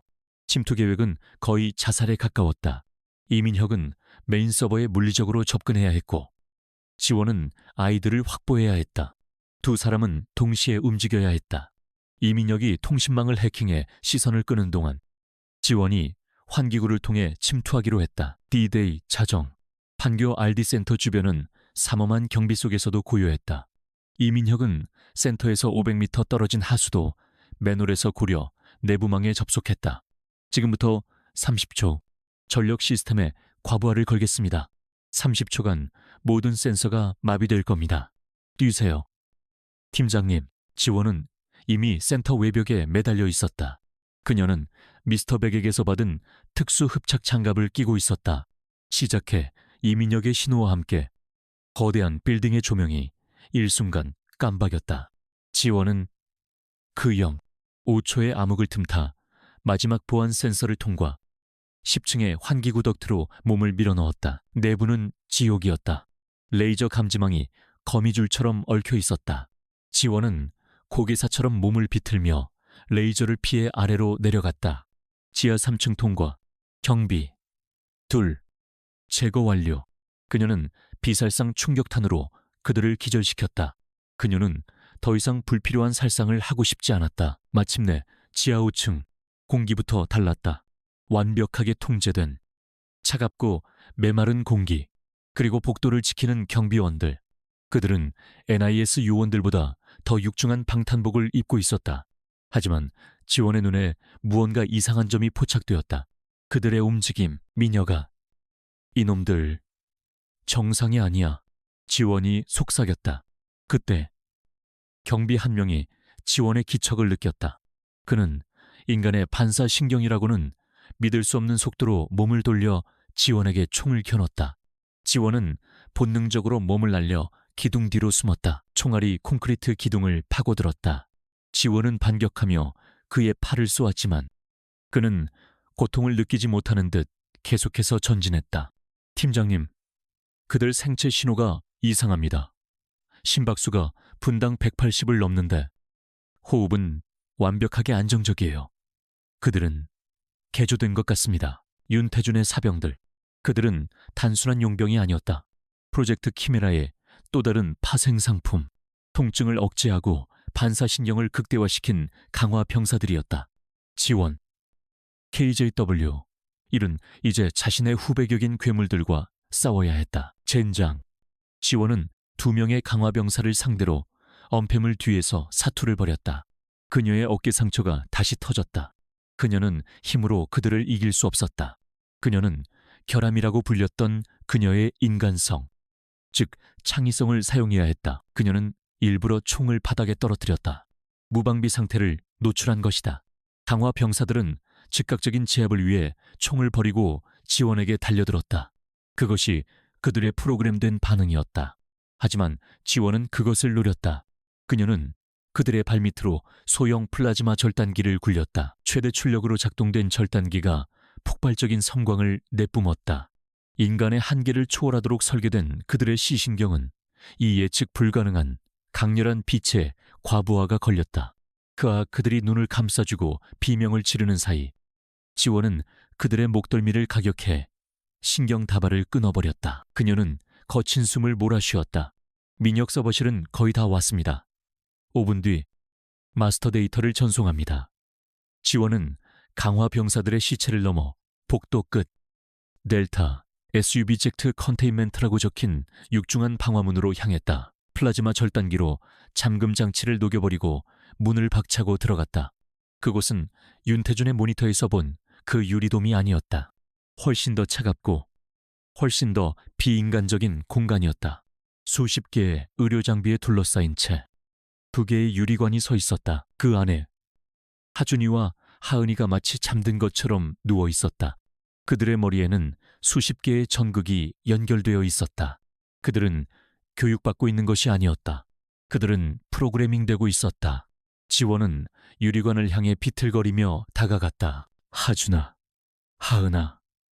그녀가 유리관을 두드리며 속삭였다. 아이들은 미동도 하지 않았다. 바로 그때 그녀의 등 뒤에서 차가운 박수 소리가 들려왔다. 브라보. KJW01. 역시 내 최고의 작품이야. 불량품인 줄 알았는데 스스로 업그레이드까지 해서 돌아올 줄이야. 어둠 속에서 한 남자가 걸어 나왔다. 최 실장이 아니었다. 윤태준의 그림자 경호팀장. 코드명 제로. 그는 윤태준의 첫 번째 실패작이자 가장 잔인한 집행자였다. 차가운 박수 소리가 바이오 연구실의 기계 소음 사이로 섬뜩하게 울려 퍼졌다. 강지원은 아이들이 잠든 유리관을 등진 채 천천히 몸을 돌렸다. 어둠 속에서 걸어 나온 남자는 윤태준의 그림자, 코드명 제로였다. 그는 NIS의 데이터베이스에도 존재하지 않는 유령이었지만 지원은 그에 대한 소문을 들은 적이 있었다. 윤태준의 첫 번째 시도, 감정 통제에 실패하여 폐기될 뻔했으나 그 예측, 불가능한 공격성과 파괴력 때문에 오히려 윤태준의 가장 잔인한 집행자로 재활용된 존재, 제로의 얼굴은 과거의 실패한 실험 흔적인지 흉터로 뒤덮여 있었고 그의 눈은 생명체라기보다는 기계에 가까운 공허함을 담고 있었다. KJW01 드디어 만나는군. 회장님의 걸작. 제로의 목소리는 성대를 긁는 듯한 기계음이었다. 회장님께서는 널 회수하라고 명령하셨다. 하지만 난 불량품은 폐기하는 게 맞다고 생각하지. 그는 거대한 양손에 너클을 끼며 천천히 다가왔다. 비켜. 지원이 낮게 말했다. 그녀는 어깨의 부상과 강화 병사들과의 전투로 이미 한계에 다다랐지만 그녀의 뒤에는 두 아이가 있었다. 그 아이들은 내 동생들이다. 내 놈 같은 실패작이 손댈 수 있는 존재가 아니야. 그녀는 의도적으로 그의 가장 아픈 곳을 찔렀다. 실패작 제로의 공허한 눈동자에 처음으로 사리가 어렸다. 감정 따위에 휘둘리는 내년이야말로 실패작이다. 난 완벽한 통제 하에 오직 명령만을 수행한다. 그는 바닥을 박차고 괴물 같은 속도로 달려들었다. 그는 강화 병사들과는 차원이 달랐다. 힘, 속도, 그리고 무엇보다 훈련된 전투 기술까지 갖추고 있었다. 두 작품의 처절한 사투가 시작되었다. KJW01 완벽한 균형과 전술적 지능을 갖도록 설계된 원형, 그리고 제로 통제 불능의 분노를 파괴력으로 승화시킨 실패작. 연구실의 값비싼 장비들이 그들의 격투에 종이장처럼 부서져 나갔다. 지원은 제로의 순수한 힘에 밀려 몇 번이나 바닥을 굴렀. 어깨의 상처가 다시 터져 피가 분수처럼 뿜어져 나왔다. 지원의 시야가 흐려졌다. 민혁 지금이야. 데이터 전송 시작해. 시간이 없어. 그녀는 이어피스를 향해 비명을 질렀다. 팀장님, 3분 남았습니다. 외부에서 서버실로 접근하고 있습니다. 최 실장입니다. 최 실장이 이민혁의 위치를 파악하고 그를 막으러 간 것이다. 시간이 없었다. 제로가 지원의 머리채를 잡고 모니터 패널에 처박았다. 끝이다. 걸작. 그가 지원의 목을 조르기 시작했. 지원의 의식이 멀어져 갔다. 그녀는 이대로 죽을 수 없었다. 그녀는 숨이 막혀오는 와중에도 마지막 힘을 쥐어짜 팔을 뻗었다. 그녀가 누른 것은 제로를 향한 반격 버튼이 아니었다. 그것은 두 아이가 잠든 유리관의 비상배출 레버였다. 경고, 경고, 생명유지 장치, 해제. 붉은 경광등과 함께 유리관이 열리고 보존액이 폭포수처럼 쏟아졌다. 하준이와 하은이가 축 늘어진 채 차가운 바닥으로 쓰러졌다. 안 돼. 지원이 꺼져가는 목소리로 속삭였다. 제로는 이 돌발 상황에 잠시 당황했다. 그는 지원의 목을 조르던 손에 힘을 풀고 아이들을 바라보았다. 어차피 폐기될 녀석들이었다. 바로 그때였다. 바닥에 쓰러져 있던 하준이. 델타. 일의 눈이 천천히 떠졌다. 텅 비어있던 아이의 눈동자가 자신과 똑같은 얼굴을 한 채 죽어가는 지원을 바라보았다. 감정이 제거되었다던 그 아이의 얼굴이 고통으로 일그러졌다. 윤태준의 완벽한 통제는 실패했다. 하준이는 옆에 떨어져 있던 수술용 메스를 집어들었다. 그리고 단 한치의 망설임도 없이 제로의 아킬레스건을 향해 전력을 다해 내리찍었다. 그 악악 인간의 비명이 아니었. 제로가 고통으로 무릎을 꿇었다. 감정이 없는 괴물이 감정에서 비롯된 공격에 무너진 것이다. 지원은 그 찰나의 순간을 놓치지 않았다. 그녀는 제로의 균형을 무너뜨리고 그의 관자놀이에 남아있는 모든 힘을 실어 팔꿈치를 내리찍었다.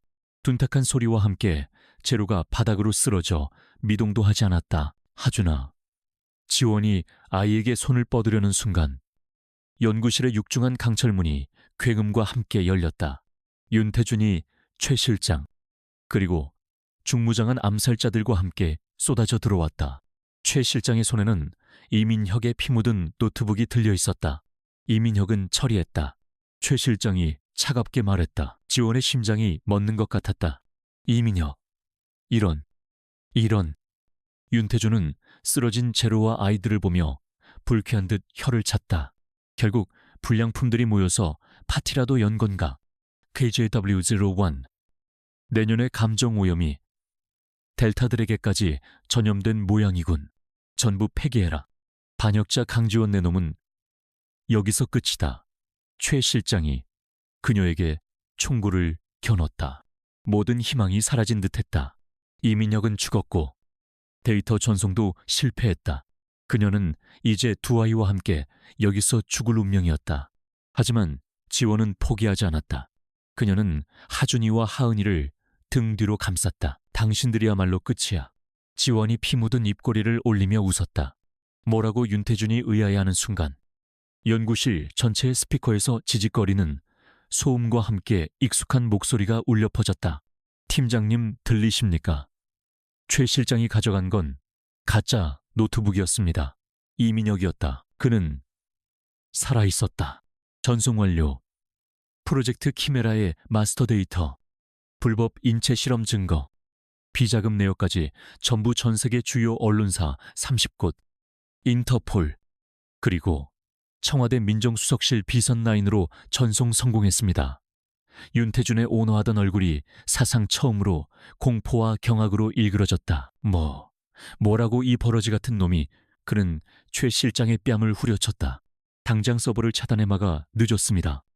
윤태준 회장, 이민혁의 목소리가 당당하게 울려 퍼졌다.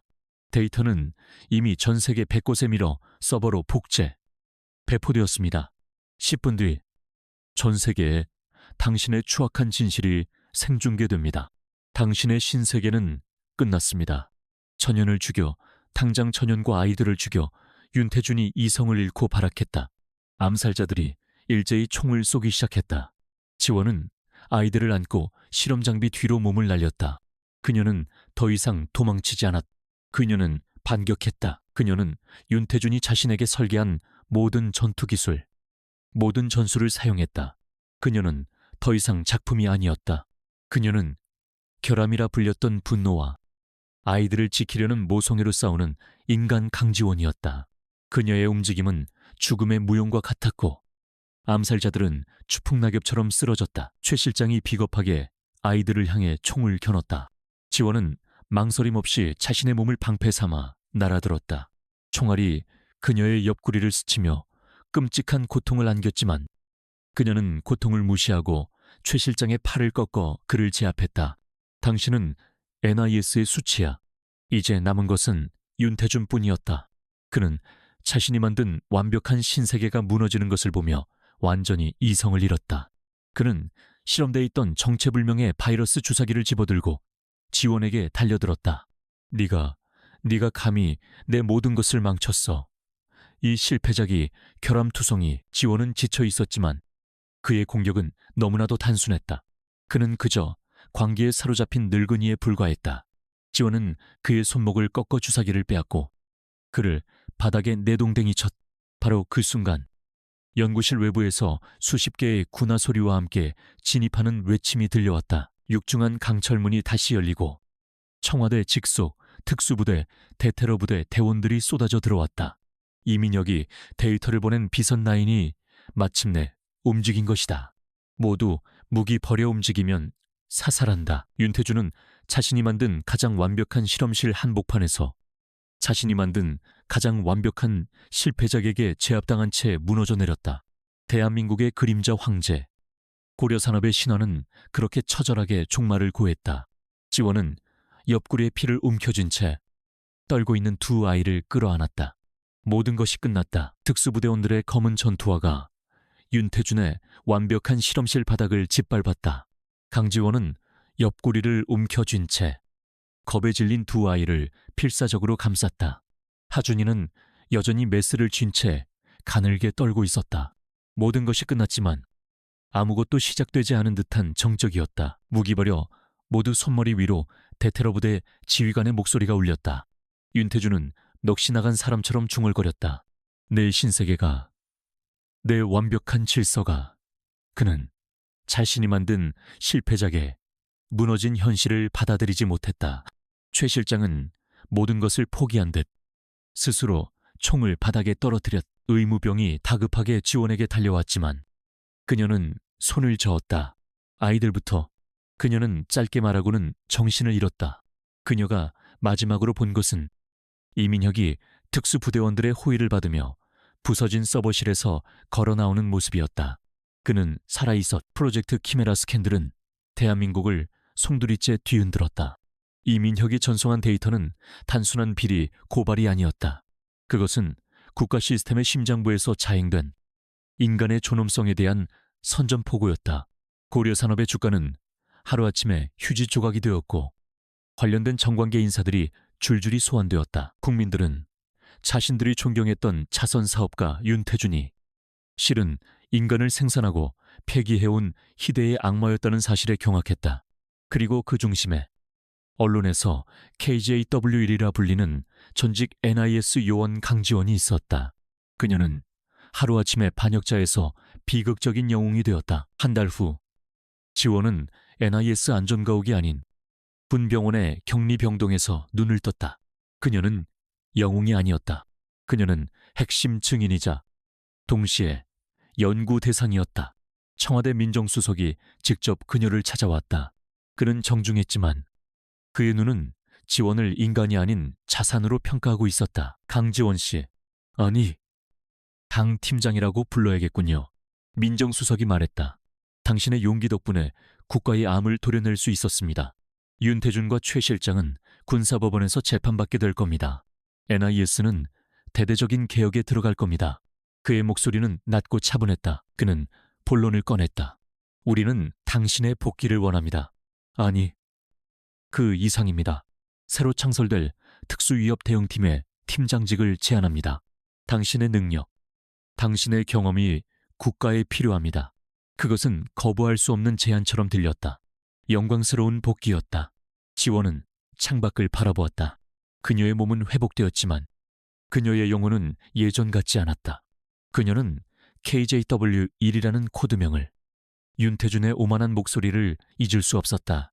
그녀는 국가를 위해 싸웠지만 그 국가라는 시스템 자체가 윤태준 같은 괴물을 키워냈다. 그녀는 자신이 또다시 방패이자 칼로 사용될 것을 알았다. 더 이상은 안 될 일이었다. 감사하지만 거절하겠습니다. 지원의 목소리는 단호했다. 민정수석의 눈썹이 살짝 올라갔다. 이유를 물어도 되겠습니까?